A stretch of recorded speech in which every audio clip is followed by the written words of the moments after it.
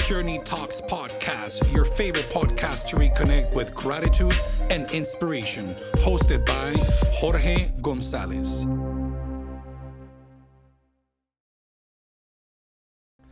Hello and welcome to JourneyTalks podcast, your favorite podcast to reconnect with gratitude and inspiration. My name is Jorge Gonzalez and I am your host. I am convinced that behind every gratitude, there is a powerful story waiting to be told.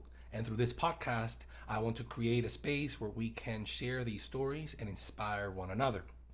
As humans, we all share one thing in common, and that is the experience of being alive. We're all together on this journey we call life, and along the way, we meet people that and go through situations that leave a footprint in us. Some have a very short stay, while others hang in there with us for a little longer. Who are the people or situations in our lives that have opened doors for transformation and helped us become the person we are today? And through this podcast, I will be interviewing guests with stories of gratitude. My hope is that our willingness to reconnect with these stories will help us celebrate our shared humanity and give us an opportunity to reconnect once again with the unconditional love we all have access to from within. Our guest today is an incredible musician, composer, arranger, and a percussionist. We studied music together a long time ago at the University of Puerto Rico back in the early 2000s. He has been a road musician. He has taught as a music professor for a few years at Middle Tennessee State University, and just recently celebrated 10 years, his tenure working at Meinl, a very well-known company for percussionists. He works as a sales and marketing manager and in artist relations. He is the one responsible for making sure that your favorite drummers and percussionists have the right instrument with the right applications to get the best sound possible for you, the listener. Besides his professional life, our guest is a husband, a father, and an amazing human being. He is a beer connoisseur.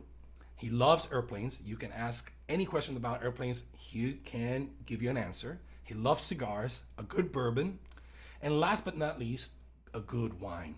All the way from Bogota, Colombia, join me in welcoming the one and only Germán Baratto. Germán, welcome to JourneyTalks podcast, and thank you for being with us. Hey Jorge, thanks for having me. What a treat to see you, and what a treat to spend this time with you. It is a treat indeed. It's been a minute, Germán. I mean, I think it's gonna be maybe 10 years since the last time we catch up back in Nashville when I was still living in Louisville, Kentucky. Is that right? I think so, and even that that was a treat because we kind of lost connection after we both left Puerto Rico, and to reconnect was great, and to be so close, Yeah, but I don't know if you remember this, but I actually lived in Nashville. When I was doing my master's, I had to live in Nashville for the summer. So I was there for 2 summers, not knowing at that point that you were already in Nashville. But here we go. Yeah. So I think it'll be fun to share with our listeners one crazy random fact about us. And that is the fact that even though we study music together, we actually didn't meet at any music class. We actually met in French class, correct? That's awesome. It was one of my favorite classes ever. We had such a great time, and I think there was something about that class that kind of make for these kind of connections to happen, because it was low stress, it was fun, it was challenging, but the environment in the class it made for really cool things to happen, I think. I agree with you. I agree. Do you remember the name of the professor? Professor Hernandez. Jose Hernandez. I did not remember that, but I have his face in my mind, and I don't even know where he is, but I hope he's doing okay. Funny fact, I want to say at this point I was already in Louisville. I did a trip with the group of youth that I was working at the time to Puerto Rico, and lo and behold, we're walking around the streets of Old San Juan, and who do I see? Jose Hernandez. I was like, get out of here. It was crazy. What a great time we had to reconnect at that point. Oh, I can imagine. Oh man, I hope I can see him again. I mean, it was a great great guy, great teaching, great program. I think the language department at the UPR is really good. I don't know about the other classes, but we had so much fun in French, and yeah, we connected and we had so much fun just practicing and just it was a great experience. I mean, we just hit it off right away. It was instant. I mean, we because it was French intensive. Remember, Français intensive, and we were taking classes, the regular class plus the lab in the afternoons. So we will hang out. We will. I remember we had lunch together pretty much every day because we had those classes together constantly. Anyways, all right. So what? Let me. I have tried to introduce you and whatnot. I've said a couple of things about you, but why don't you just share with us a little bit more about where you are right now, what's happening with you lately, and what's going on with you? So as you mentioned before, I'm sales and marketing manager for the Meinl company for all the brands of the Meinl company. We are a German company uh, based in Bavaria in the south of Germany, and with also a distribution center here in Nashville, Tennessee. Been with them for 10 years. And it's been a great experience. It's been a learning experience. It's been challenging. But that's what I'm about. I like challenges and new things happening. I'm still writing music for film and TV. Trying to be a full-time dad. That's one of the most satisfying things in my life. Seeing my son grow and develop, and and just I enjoy seeing him grow and do the things that he loves, and uh, being a husband, which is also important. And yeah, I mean, just staying busy, not playing much anymore. I don't have that much time, but every now and then I get to sub in some gigs, and every time I get to play drums, it's a fantastic day. What car did you had in Puerto Rico? Because you managed to put your drums. I think it was a rather small car. Is that right, or am I making that up? It was not like an SUV or anything like that. It was a regular sedan. It was a Honda Accord 1994, 93, something like that. And I mean that guy took me everywhere. I mean, I drove my drums to every corner of the island in that car. And here in Nashville, I drove Chevy Cavalier. That was a tight squeeze, and it's the drummer life, but it's what we love to do, and it's it's hard to explain to anybody the kind of joy that we get to play an instrument, that we get to play with other people. It's a strange thing that it's hard to explain, I think. There's a synergy, right? It's something, it just clicks, and when everybody's just speaking the same language, you're vibing, and it's just the magic of music is just beautiful. It's hard to explain. Yeah, it's a joy that we get to live, and I don't know. I don't see myself stop playing any time in my life. I mean, I still play drums. I have my drums in the basement of a coworker here near the office. So on a lunch break, I go and um, bada boom, get that fix, hook up the headphones, play with music that I love, and it's a joy. It's incredible, yeah. Bueno, Herman, this podcast is all about stories of gratitude, and I would love to hear about your gratitude journey. Shall we? Let's do it. Okay, so let me ask you this. First question. What is the value of gratitude in your life? It's interesting. I think gratitude is something that I've been aware more and more as the older I get. But it's something that I've had in my life for a very long time, thanks to my mom. My mom she's always is a very spiritual person, and she's always saying and always thanking and always mentioning that. As a young Herman, I was like, yeah, sure, whatever. But the older I get, the more I connect with that. So I don't know if it's because I've been hearing that from my mom forever, for all my life. um, or why, but I'm becoming more and more aware of that.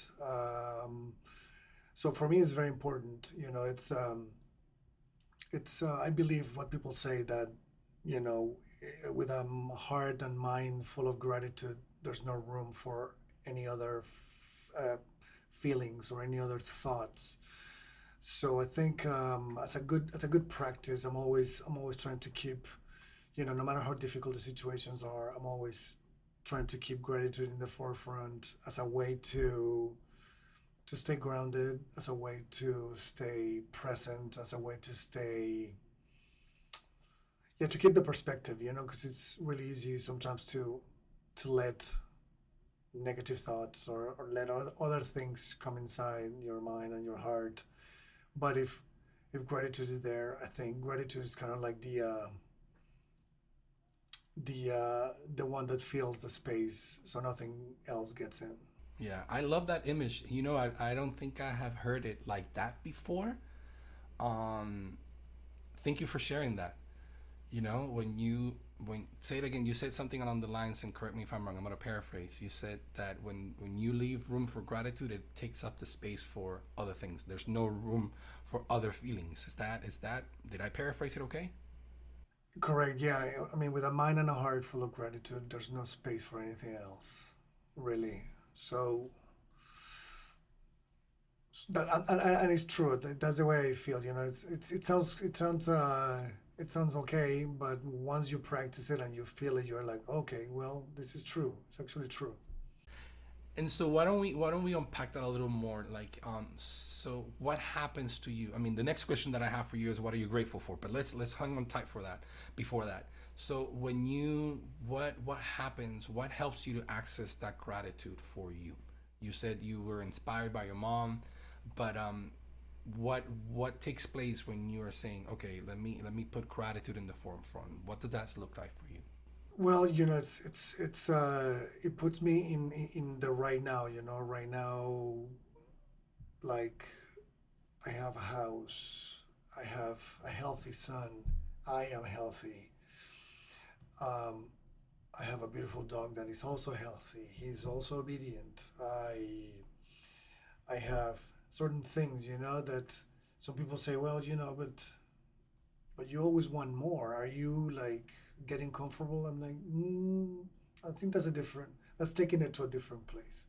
I think by just being grateful for what I have right now, even if it's the simplest things, the process of going through that automatically puts my mind in a better place. I'm kind of taking a step back and looking at the picture and saying, okay, I might have this problem with this situation at work or whatever it is, but that does not define me. It also does not change who I am. It does not. It's also temporary. I think that's also important when you start kind of becoming aware of the now. Then you realize, okay, the tree fell and hit the electric cable, and I ran out of electricity and and out of cable. What a horrible situation, scary, but it's temporary. And the electric company came 2 days after, fixed it. The cable came 3 days after, fixed it. Oh, okay. So you know, so it takes a lot of connotations in your life. You become more aware of what you have, and automatically that has other consequences um, that kind of allow you to start the day a little easy, kind of like slow down a little bit. Yeah, a lot of beautiful things start to happen, I think.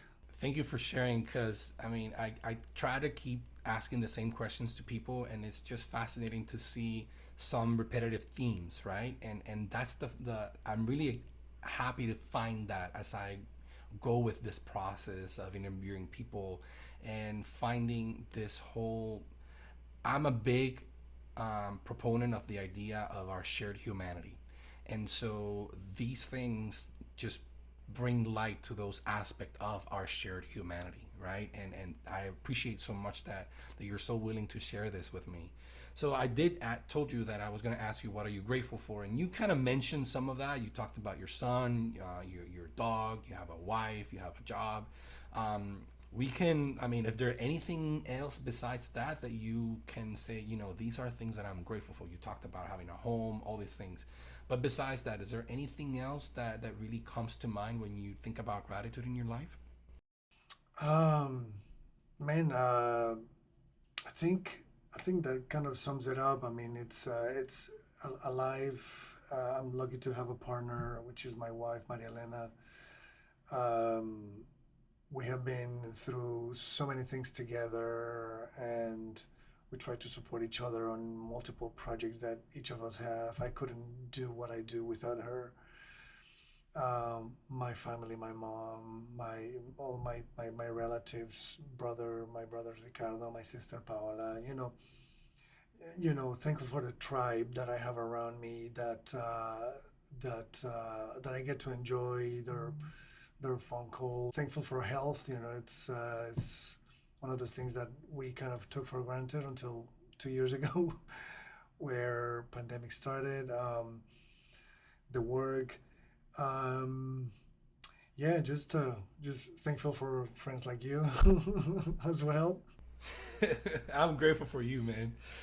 This I listen, I am so thrilled right now because I mean, listeners, we don't want to bore you with the details of repeating time after time that we're excited to really catch up, but we are. This is it's been a long time, and we connected so well during college, and it's just fun to see where we are today. um Herman, um can you think of someone or remember a situation that you went through and now looking back you realize you know yourself better because of it? That's an interesting question. One situation I think right now that was a big change was I was going to be the first musician in my family, and that kind of put a lot of pressure on me as a young adult, 16, 17-year old. So thinking about what was I going to do after high school, so I started something that I thought it was what I wanted, but it wasn't. So the situation is how when I changed my career from electronic engineering to music 100% and moved to Puerto Rico. So, I mean, a 20-year-old guy that has been playing all music all his life. I started playing piano at 7, then uh, when the 90s started playing drums. It's electronic engineering was kind of like the thing that I did to, I don't know, maybe make my family happy, even though they never pressured me to do so. But to do that change kind of taught me, okay, number one, you've been living with your parents all your life, and now you're moving to a different country. You're 20 years old. I had not done laundry. I had not cooked. I had not done a budget. I had not done anything. And on top of that, I was dedicating my life to music 100%. Um, so that was a big change altogether. Change of career, change of country, change of dynamic, uh, and it started a process of learning how to deal with my own character defects. I realized, okay, I need to get to work. I need to really get to, because now it's all this. I'm on my own. It's a so mommy and daddy are not taking care of me anymore, and also music is when you start engineering, you kind of like, oh, there's plenty of work for engineering, civil engineering, electronic, blah blah blah. I mean, you kind of take it out for granted. That might not be the case, but that's what you think. But in music, it's a more competitive field. It's a more You have to be good at what you do. You also have to be a good person. You have to be a good guy, even though the other guy might not be your cup of tea, so to speak. But you have to be good because you want them to keep calling you. You want to be, you need to be liked, right? So that's it's a big thing in music. You have to be friendly. You have to be polite. You have to be, because people want to take you on tour, and nobody want to take a jerk on the bus, for weeks or months at a time. So I would say that that experience taught me a lot. But just also moving to Puerto Rico, the music level in Puerto Rico, at that time, Colombia was not at the level. Now it is, but at that time, Puerto Rico, the level of musicianship, the level of musicians in the island where they was so high that just really pushed me like a lot. So anytime you're presented with that kind of situation, you learn a lot just by because you are in situations where you're not comfortable, so that immediately kind of pushes you to the limit, and you learn a lot about you in those situations. You know what I heard actually? I heard a lot of courage in that story because you had the courage to pursue this dream, this idea, this inquiry in you, this thing that was just burning inside of you, and you say, you know what? I'm gonna go for it, and knowing that I went through sort of like a similar journey and a different time because I did it later. It takes courage, man. When you live by yourself, when you have to figure out all those things that you talked about, it's a big change. But the most important part, I think, is what you said at the end, which is you get to know yourself better. And so that's pretty much what I wanted to hope. I was hoping that we could get into it, which is this process of self-awareness. And you talked about the things that you were able to overcome, but what helped you grow in your mindset? What were the things that help you find that courage? I mean, do you think it was just the fact that you were young and you have the time to make this idea of being a musician a priority, or was it something bigger? I, for myself, as a musician, I have to recognize that dreaming aspect of, wow, the energy that happens when you're playing, but then you have to confront it with the reality, which you talked about, like, you if you want to be likable, you want to find your gigs. So what were the things that you feel like you were able to discover about yourself in that process? Well, a lot of them. I think, a lot of, I had a lot of deficiencies, music wise. So I had to practice a lot and dedicate a lot of time to practicing. So I think that's essential quality that has helped me all up until right now. I can be a very disciplined guy. If I'm determined, I can be a very disciplined guy. I can also, if I put a goal, in my mind, I can stick to that goal and until I see that I get there as well. Um, I I tend to stay also very humble along the way because I realize, man, I came from a small town in Colombia, and I kind of was feeling like, I might not be the best one, but I might be number two or number three, and then you get to Puerto Rico and it's like, all right, but yeah, not so easy, cowboy. So I think those are a few things that I can think of right now. I'm also resilient, uh, kind of like through the process you get knocked down, and then you get up, and then you keep getting knocked down, and then you keep getting up. So I think that's part of that determination, but also about not kind of dwelling on, okay, I need to get knocked down, and let that define me. It's interesting that you talk about that because I have heard over the years the importance of your mindset. I never understood the power behind that statement, and I mean it like you taught you because you. I heard you say a couple times that I had certain deficiencies and I had to work a little harder, but then you discover that you have discipline, and by applying and being disciplined, you were able to reach certain goals, reach certain dreams or benchmarks that you wanted, and I've experienced the opposite.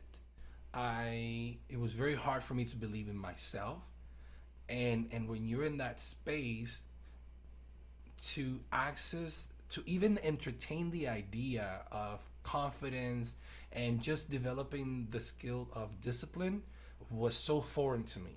And what I've discovered is that if you just put a little bit, it's exponentially, it grows exponentially. And yet if I let the fear be the leading thought or energy in what I do, I am putting in jeopardy what discipline can provide for me.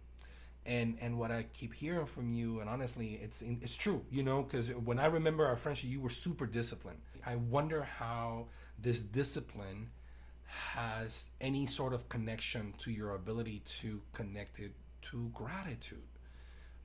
How can you look at your discipline and that ability for you to overcome after you discover the self-awareness of, these are areas of growth in my life, but if I work at this, I can achieve this goal, or I can reach this.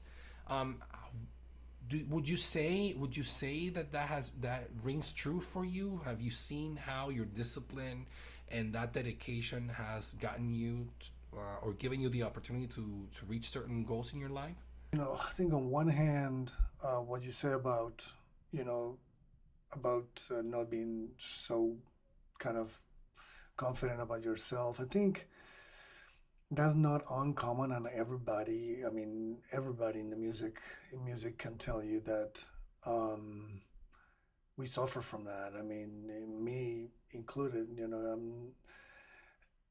it's one of the toughest things. I would say maybe athletes are the other guys that could understand musicians in that sense, because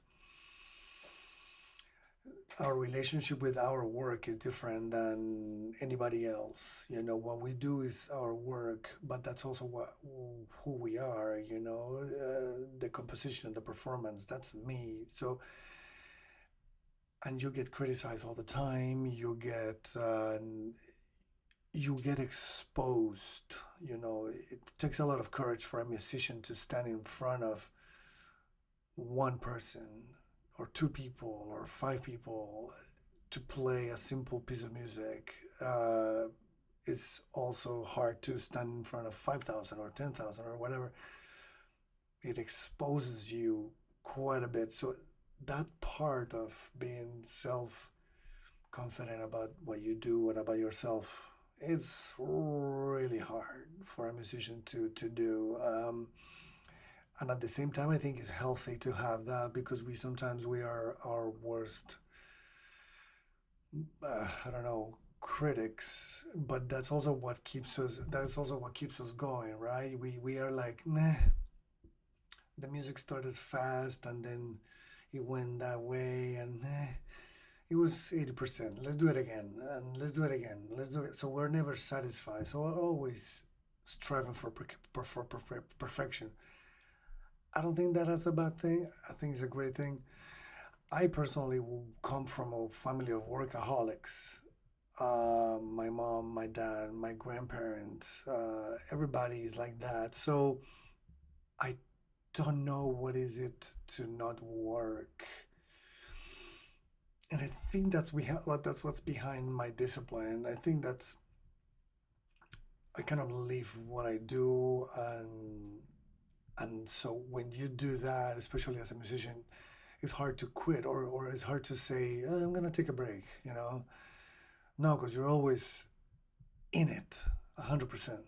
Let me ask you this. What do you do in order to connect with yourself? You. like the Herman Baratto, the inner child, the essence of Herman? What do you do in order to connect with that? So play music is one of those ways. You know, it's always been a refuge to stay with me, to connect with me, to express me myself.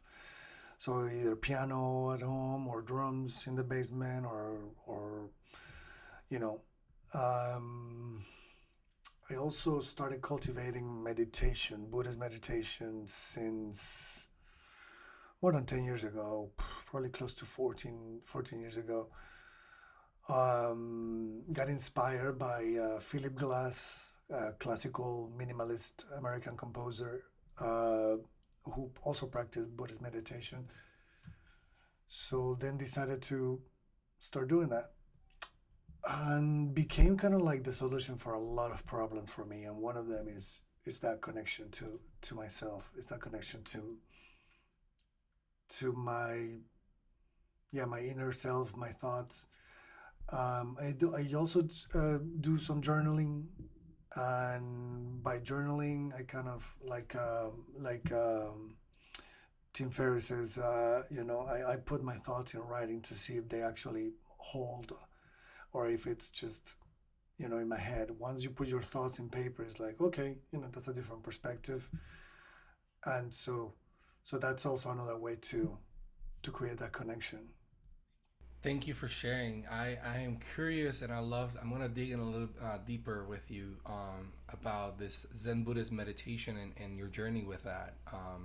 As you know, the reason why, I mean, you know this because you're my friend, but the reason why I moved to Louisville is because I decided to study theology, and I ended up going to seminary, and that's what I did. I have a master's in theology, and along the way, I also was introduced to Zen Buddhism and to other spiritual traditions. And the one thing that I have discovered that really continues to ring through true, and not only ringing true, but it's just a commonality that you find in all these traditions, is that aspect of meditation.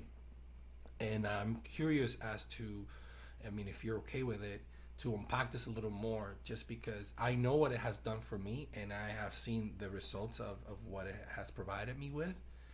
But you talked about how it helped you understand your mind, and I would love if you can unpack that a little bit more. What would you have to say about it? What it, immediately as soon as I started practicing it, what it did for me is that it pulled me out of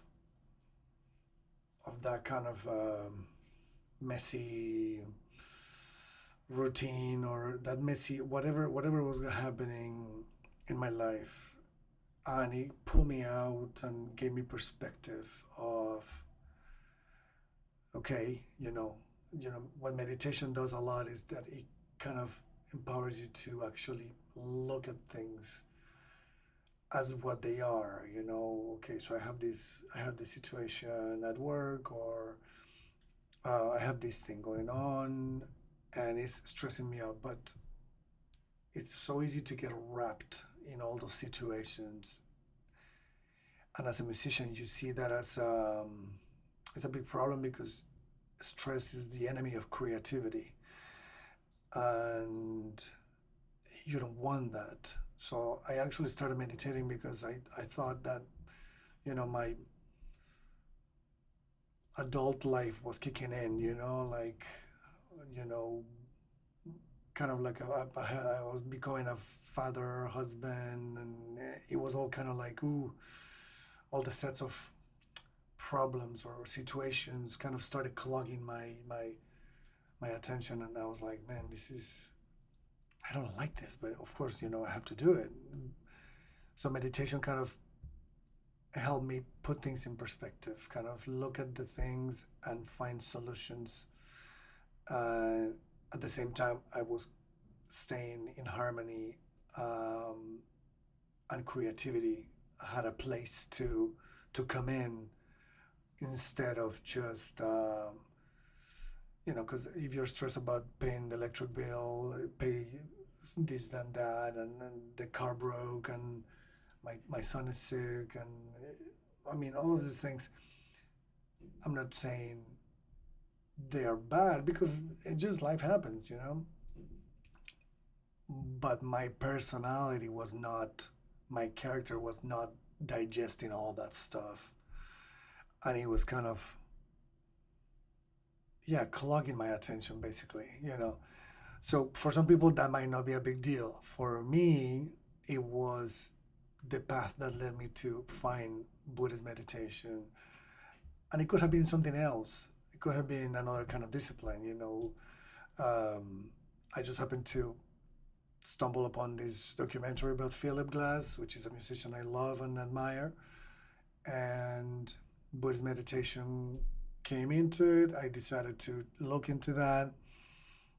Google Buddhist meditation Nashville, Tennessee, found a meditation group that was meeting that same Saturday, then went to that meditation group and left the place thinking, okay, this is going to help a lot. Wow, I love. Listen, there are two things that inspire me, or that are the jump started in my life, and it's one is music, and the other one is spirituality. So, thank you for sharing that aspect of who you are with me and with the listeners.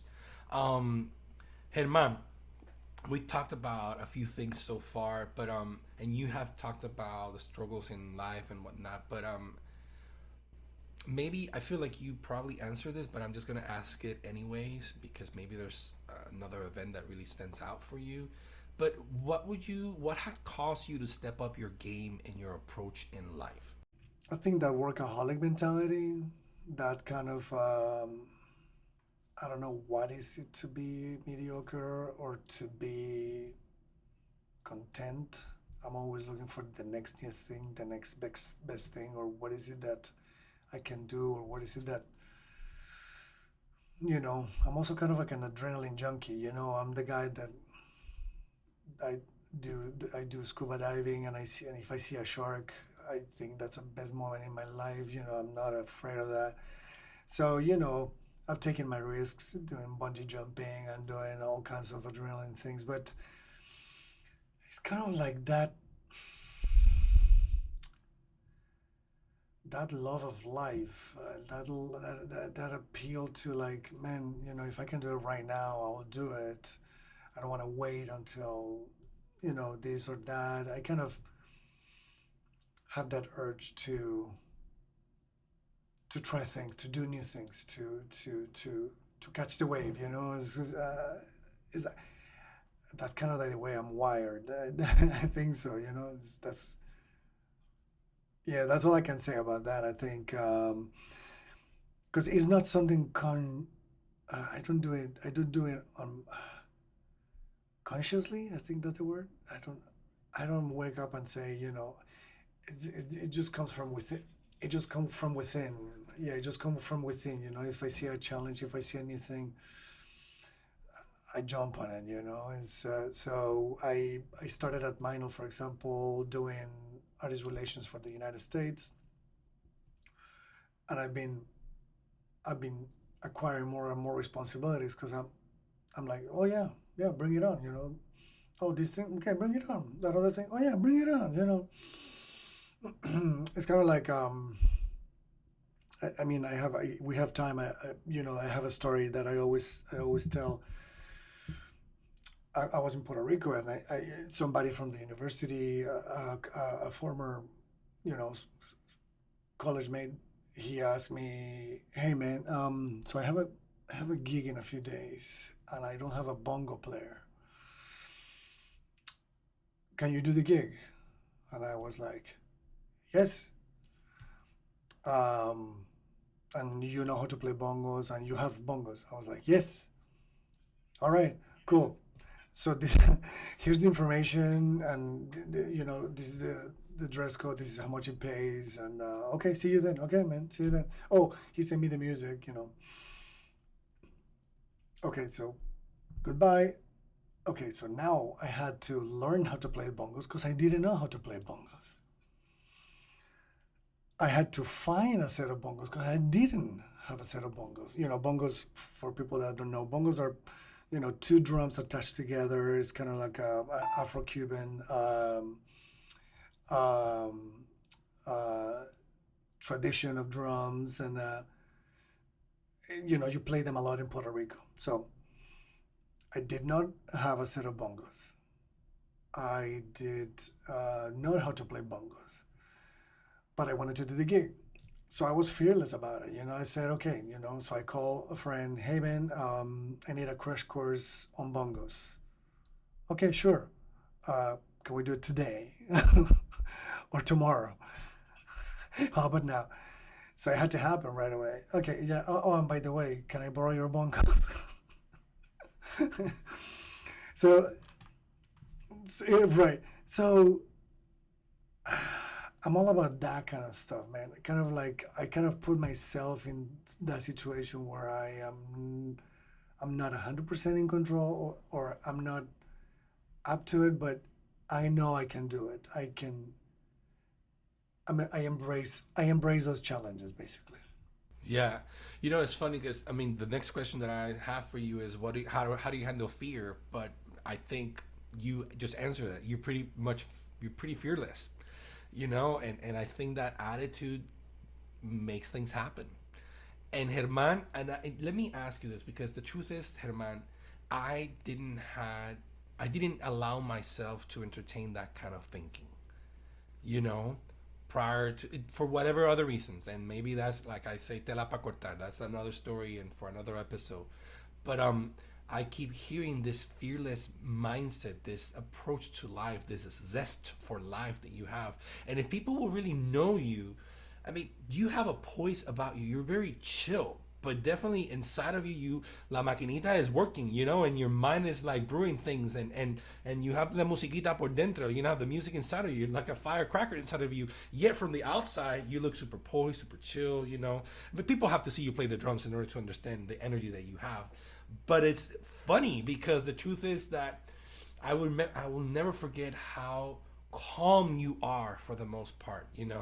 You're a lot of fun, but you're a very calm guy. Yet you are pretty fearless. I mean, what is your relationship to fear in your life? How do you deal with that? That's interesting because it has changed with time.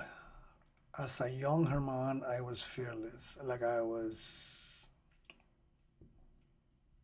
nothing, and you know, every now and then it's good to have some some self-preservation instinct. So you stay alive.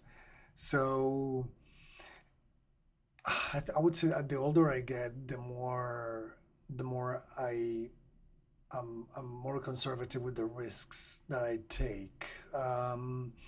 I think that's a valuable lesson. I think when you're fearless like that, you kind of you get a lot of good things happening in your life because you really stir the pot. You're like you go for it, and maybe some other guys will be like, maybe not now, but you just go like boom, and that brings you a lot of good things. It also brings you, it might put you in some situations where you're like, should not have taken that risk, or should not have uh, taken that, make that decision, and I think that's also valid. I think I'm a big Formula One fan, and this quote from Toto Wolff, uh, which I'm very inspired by Toto and his story before and during. Now that he's part of racing, but before he was in Formula One racing, he said, I take risks as long as I can, as long as I'm okay with the worst case scenario. And I think I was like, okay, that's a good philosophy. I think, it's okay to take risks. You have to just keep in mind what would be the worst case scenario if I make this decision. If I take this, what is the worst case scenario? I'm okay with that. Yes, I'm okay with that. No, then that kind of does it.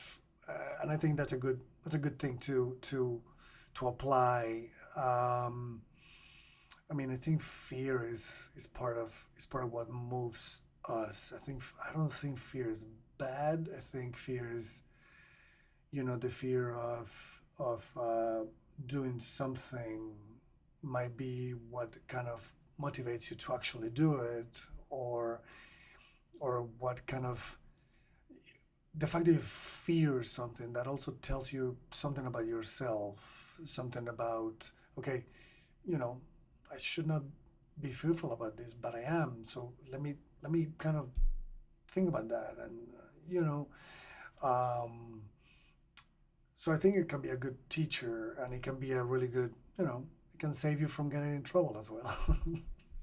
You know what? Thank you so much. I so appreciate this conversation. I knew we had a connection, but it's beautiful to see the headman you are today, and the things that you have accomplished. This whole idea of fear, it's true, man. If we don't allow ourselves, I mean, this it's the cliche of like you only live once, and you don't want to have regrets in life, and regrets, it's a really horrible feeling and energy, and it eats you alive. And I appreciate people that have this ability to look at situations, and instead of, yeah, you have the fear, but go ahead and do it. Go ahead and do it, because that's your story. No one can take that away from you, and instead of having a regret, now you have a lesson. You have an experience that you are a new person, a greater person, a deeper person, a broader person because of it. And I was listening to a podcast recently with Daniel Pink. He was being interviewed by Guy Kawasaki, and Daniel Pink wrote a book about. I, I don't know if it's about regrets, but it mentions regrets. And he was also saying that regrets are. I mean, regret is human, and also regrets can also be really good teachers, because once you regret something, you learn from that and change. So I don't want to say that regrets are bad necessarily, or that fear is bad necessarily. I think we can take really good things about from both of those things, and regrets are, I guess, they're part of it. I think it's an interesting discussion about that. Maybe that's the theme for a future episode of Journey Talks podcast, right? Well, Herman, listen, bringing this to a closer, I've asked people to share. You sort of like did already, to share like a quote, or someone that they have inspired them over the years. Is there any particular person or quote or attitude that you hold on tight as a guiding, as a north for you lately? Oof. I mean, I look for mentors all the time, and I have tons of mentors that I follow and I get inspiration from constantly. Um, the I always think about, for example, what Ralph Waldo Emerson said: it's not the destination, it's the journey. Um, because I don't see myself ending.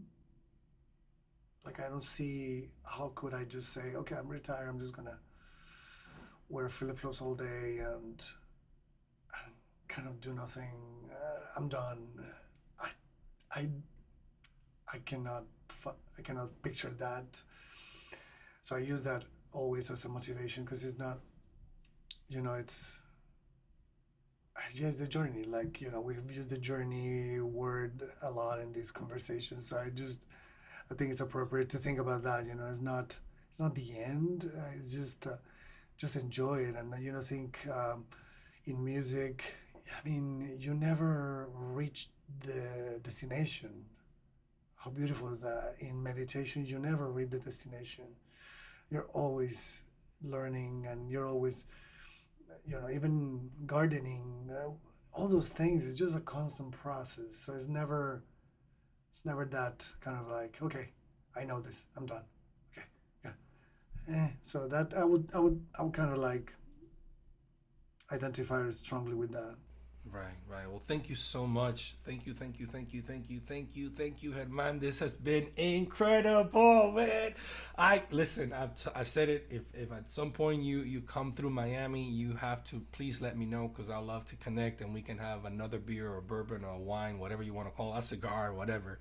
Um, Herman, I've asked people at every episode who they think should be or could be a potential guest in the future for the show.